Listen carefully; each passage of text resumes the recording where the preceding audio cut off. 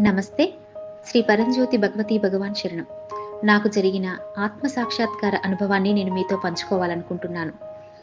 ఇటీవల నాకు శ్రీ అమ్మా భగవాన్ దీక్షా దర్శనానికి హాజరయ్యే అవకాశం లభించింది. ఇది ఒక అద్భుతమైన దివ్యానుభవం.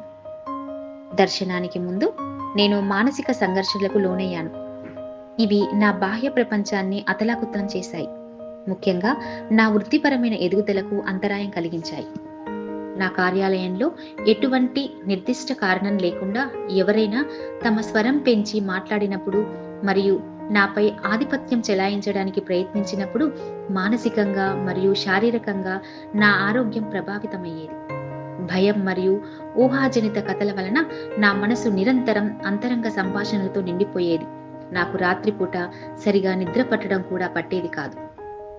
దీక్షా దర్శనం తర్వాత ఈ అంతరంగ సంభాషణలు మరియు మనస్సు సృష్టించే కథలు గణనీయంగా తగ్గాయని నేను గమనించాను.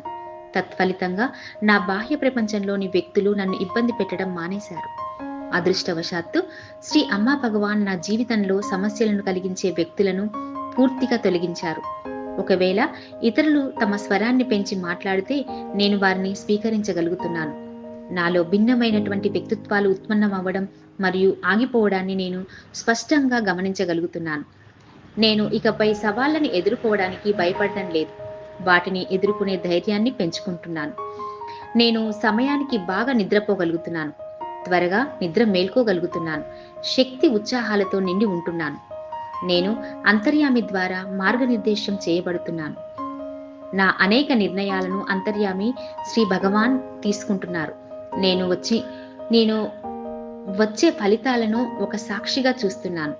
చాలా సందర్భాలలో శ్రీ అమ్మా భగవాన్లు నన్ను పూర్తిగా కైవసం చేసుకున్నారని నేను స్పష్టంగా చూశాను.